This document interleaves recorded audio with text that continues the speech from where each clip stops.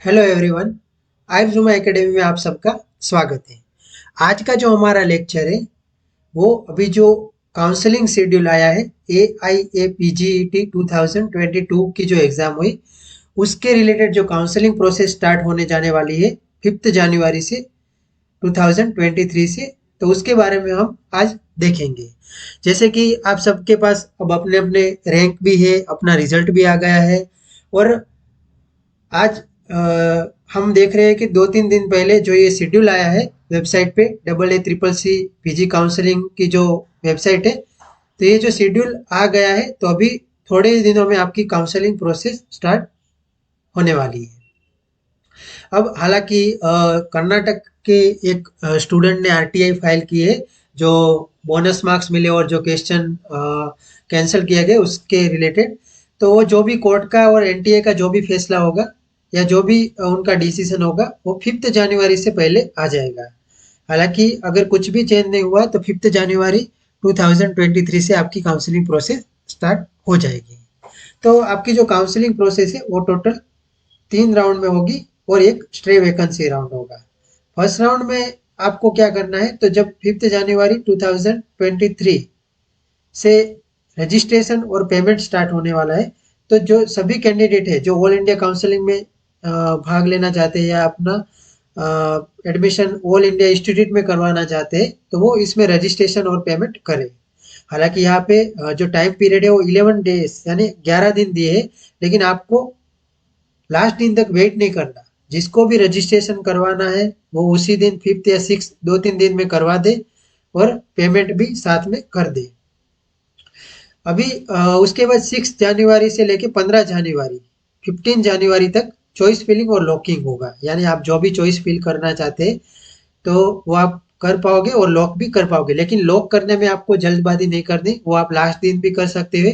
और अगर आप लॉक नहीं भी करते आपकी भरी हुई चॉइस को, तो ऑटोमेटिक सर्वर लॉक कर लेता है लास्ट दिन को, तो उसमें आपको टेंशन नहीं लेना। अब आपके माइंड में क्वेश्चन होगा कि अभी तक सीट मैट्रिक्स क्यों नहीं आया, तो आपका जो सीट मैट्रिक्स है वो उसी दिन 5 जनवरी जब आपका रजिस्ट्रेशन स्टार्ट होगा तब आएगा। और उसमें जो सेंट्रल यूनिवर्सिटी है, नेशनल इंस्टीट्यूट है, जामनगर, बीएचयू, एनआईए और अय्या, और अभी जो अय्या गोवा ऐड हुआ वो, उनके जो सीट्स है ऑल इंडिया काउंसलिंग के लिए। हालांकि जामनगर के 100% सीट ऑल इंडिया काउंसलिंग में होगी, बाकी सब इंस्टीट्यूट की 50% सीट प्रतिशत जो सीट होगी वो ऑल इंडिया काउंसलिंग में आपको अवेलेबल होगी। उसके बाद जो स्टेट के जो कॉलेज है स्टेट गवर्नमेंट के, उसकी 15% यानी 15% जो सीटें होगी वो आपके लिए अवेलेबल होगी ऑल इंडिया काउंसलिंग के लिए। इसके सिवा डीम यूनिवर्सिटी होगी, वो भी काउंसलिंग में अवेलेबल होगी 50% सीट्स के लिए। तो इन सभी सीट्स का जो सीट मैट्रिक्स है वो आपको 5 जनवरी को आपके पास ऑनलाइन अवेलेबल हो जाएगा। तो आपको चॉइस फिलिंग करनी है इन 10 दिनों में। आपकी जो प्रायोरिटी की चॉइस होगी उसको आपको पहले फिल करना है और उसके बाद सीक्वेंस में आपको चॉइस फिल करना है। उसके बाद प्रोसेस होगी 16 और 17 जनवरी को, और 18 जनवरी को आपका जो पब्लिकेशन होगा रिजल्ट का, जो अलॉटमेंट आपको जो सीट हो रही है वो। और उसके बाद 19 से लेके 25 तक यानी 7 दिन का आपका रिपोर्टिंग का टाइम पीरियड है। उस दरमियान आपको जिस इंस्टीट्यूट में सीट अलॉट होती है वहां जाके रिपोर्टिंग करना होता है। अगर आपको सीट मिलती है फर्स्ट राउंड में और आपको नहीं लेनी, तो आप रिपोर्टिंग करने मत जाना, ऑटोमेटिकली वो कैंसिल हो जाएगी 7 दिन के बाद। लेकिन अगर आपको सीट मिलती है और आप रिपोर्टिंग भी करते हैं और आपको सेकंड राउंड में जाना है कोई अच्छा इंस्टीट्यूट या अच्छी क्लिनिकल ब्रांच में जाने के लिए, तो आप रिपोर्टिंग के दरमियान वहां पे जो भी यस का टिक मार्क होगा सेकंड राउंड के लिए, तो उस पर यस टिक करना, ताकि आप सेकंड राउंड में चॉइस फिल करके अपनी सीट अपडेट करवा सको। जैसे ही आपको सेकंड राउंड में आपकी पसंद की सीट मिलेगी, ऑटोमेटिकली फर्स्ट राउंड की सीट है वो आपके पीछे के रैंक वाले को मिल जाएगी। तो इस बात का ध्यान रखना कि सेकंड राउंड में अगर आपको कोई सीट अलॉट होती है तो आपकी फर्स्ट राउंड वाली सीट ऑटोमेटिकली कैंसिल हो जाएगी और आपको सेकंड राउंड वाली सीट पे रिपोर्टिंग करने जाना पड़ेगा। उसके बाद सेकंड राउंड का भी उसी तरह दिया है। जिन स्टूडेंट ने फर्स्ट राउंड में रजिस्ट्रेशन और पेमेंट या काउंसलिंग में पार्टिसिपेट नहीं किया, वो सेकंड राउंड से भी पार्टिसिपेट कर सकते हैं फ्रेश रजिस्ट्रेशन और पेमेंट करके। और जिन्होंने फर्स्ट राउंड में रजिस्ट्रेशन और पेमेंट किया है उनको दोबारा किसी भी राउंड में रजिस्ट्रेशन और पेमेंट करने की जरूरत नहीं है। ऑल इंडिया काउंसलिंग के लिए। हालांकि अपने अपने स्टेट के काउंसलिंग में उनको रजिस्ट्रेशन और पेमेंट करना पड़ेगा, उस बात का ध्यान रखना। उसके सिवा यहाँ पे सेकंड राउंड होगा, उसके बाद थर्ड मोपअप राउंड। अब इन दोनों राउंड में जिसको सीट मिली है और जिन्होंने रिपोर्ट किया है वो रिपोर्टिंग किया है, वो थर्ड राउंड यानी मोपअप राउंड में अपनी सीट अपडेट करवाने के लिए जा सकते हैं। लेकिन अगर इन दोनों राउंड में आपको सीट अलॉट हुई है और आपने एक भी बार रिपोर्टिंग करके उसको उस सीट को छोड़ा है, तो आप थर्ड राउंड में नहीं जा सकते। लेकिन अगर आपने रिपोर्टिंग नहीं किया तो आप थर्ड राउंड में पार्टिसिपेट कर सकते हो। उसके बाद थर्ड राउंड के बाद स्टे वैकेंसी राउंड आएगा, जिसमें ओनली गवर्नमेंट एडेड और सेंट्रल और नेशनल इंस्टीट्यूट पार्टिसिपेट करेंगे। जो डीम यूनिवर्सिटी है वो अपना स्टे वैकेंसी राउंड अपने आप खुद करेगी। तभी यहाँ पे लिखा है कि list of eligible candidate will be forwarded to deemed university on 20 March 2023 for conduction of stay vacancy round. तो इस बात का ध्यान रखना है। अब स्टे वैकेंसी राउंड में कौन पार्टिसिपेट करता है कि जिनको एक भी बार सीट नहीं मिली, इन तीनों राउंड में एक भी बार सीट नहीं मिली, या जिन्होंने इन तीनों राउंड में पार्टिसिपेट नहीं किया, उनको स्टे वैकेंसी राउंड में एलिजिबल किया जाएगा और उनको सीट मिल सकती है। अब जब ये ऑल इंडिया का काउंसलिंग चल रहा होगा, तो उसके साथ साथ यहाँ पे एक और शेड्यूल भी दिया है। उसके साथ स्टेट गवर्नमेंट भी अपना काउंसलिंग स्टार्ट कर देंगे। तो यहाँ पे 19 जनवरी से 25 जनवरी तक स्टेट राउंड, जो फर्स्ट राउंड है स्टेट का, वो हो जाएगा। उसमें 2 फरवरी तक आपको रिपोर्टिंग करने का टाइम पीरियड दिया है। उसी तरह सेकंड, थर्ड और स्टे वैकेंसी राउंड स्टेट का भी होता है, तो उसका भी जो टाइम पीरियड यहाँ पे दिया है। हालांकि आप सबके एडमिशन अप्रैल के स्टार्ट होने से पहले हो जाएंगे।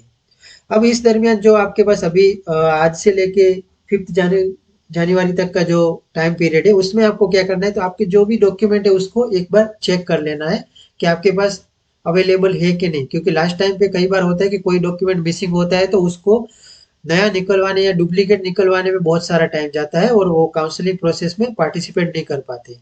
तो वो एक बात का ध्यान रखना, आपके पास कौन कौन से डॉक्यूमेंट बेसिकली होने चाहिए। तो 10th और 12th की मार्कशीट होनी चाहिए। उसके बाद आपके पास चारों साल बीएमएस की मार्कशीट होनी चाहिए। अगर ओल्ड सिलेबस वाले कोई स्टूडेंट है तो उसको उसके पास तीनों टर्म की मार्कशीट होनी चाहिए।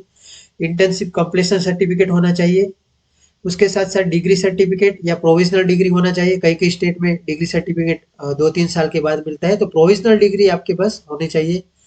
स्टेट बोर्ड का रजिस्ट्रेशन सर्टिफिकेट होना चाहिए, या नेशनल जो सेंट्रल रजिस्ट्रेशन सर्टिफिकेट है वो भी चलता है।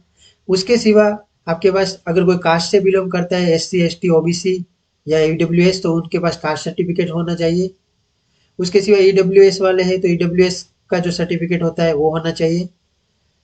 ओबीसी कास्ट वाले जो होते हैं उनके पास सेंट्रल जो एसीबीसी का लिस्ट आता है, तो उनके पास उस फॉर्मेट में अपना कास्ट सर्टिफिकेट होना चाहिए इंग्लिश लैंग्वेज में। उसके सिवा नॉन क्रिमिलियर करके एक डॉक्यूमेंट आता है ओबीसी वालों के लिए, ओबीसी कैटेगरी से जो स्टूडेंट बिलोंग करते हैं, तो वो भी आपके पास होना चाहिए। इतने डॉक्यूमेंट आपके पास बेसिकली होने चाहिए।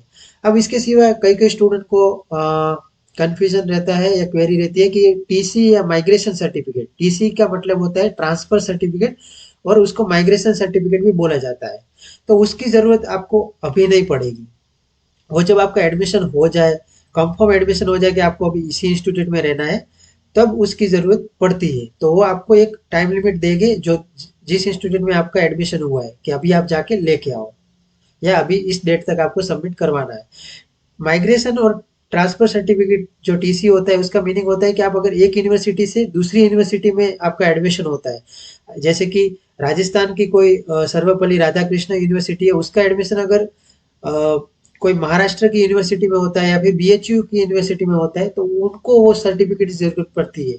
अगर इंटर स्टेट एडमिशन होता है तो उसकी जरूरत नहीं पड़ती। सेम यूनिवर्सिटी में होता है तो ट्रांसफर या माइग्रेशन सर्टिफिकेट लेने की जरूरत नहीं पड़ती। तो उसके बारे में टेंशन अभी मत लेना।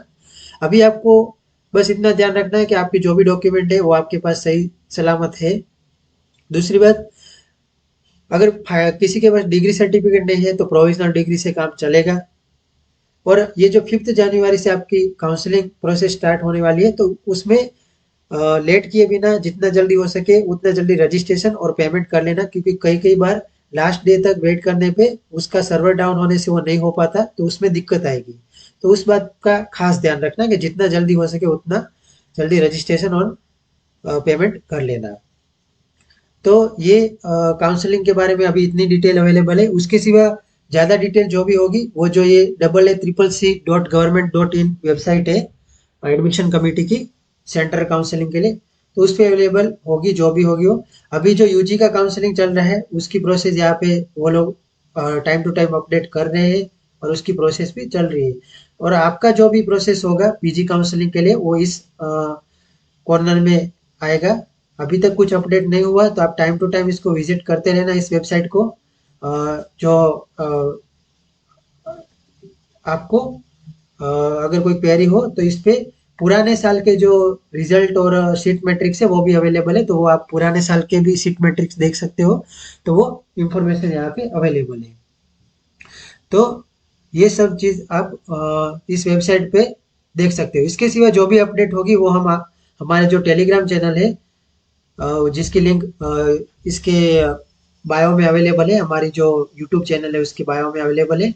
और जो iDruma-Academy.com करके वेबसाइट है उसमें जाके आप व्हाट्सएप पे क्लिक करोगे तो वहाँ पे आपको व्हाट्सएप में एक कॉन्टेक्ट नंबर ओपन होगा, वहाँ पे भी आपकी जो भी क्वेरी हो आप पूछ सकते हो मुझे। और कमेंट बॉक्स में भी आप अपनी क्वेरी पूछ सकते हो। तो जो भी उसका जो आंसर होगा और जो भी मुझे पता होगी उसके बारे में इंफॉर्मेशन मैं आपको बता दूंगा। Thank you for listening. Have a nice day.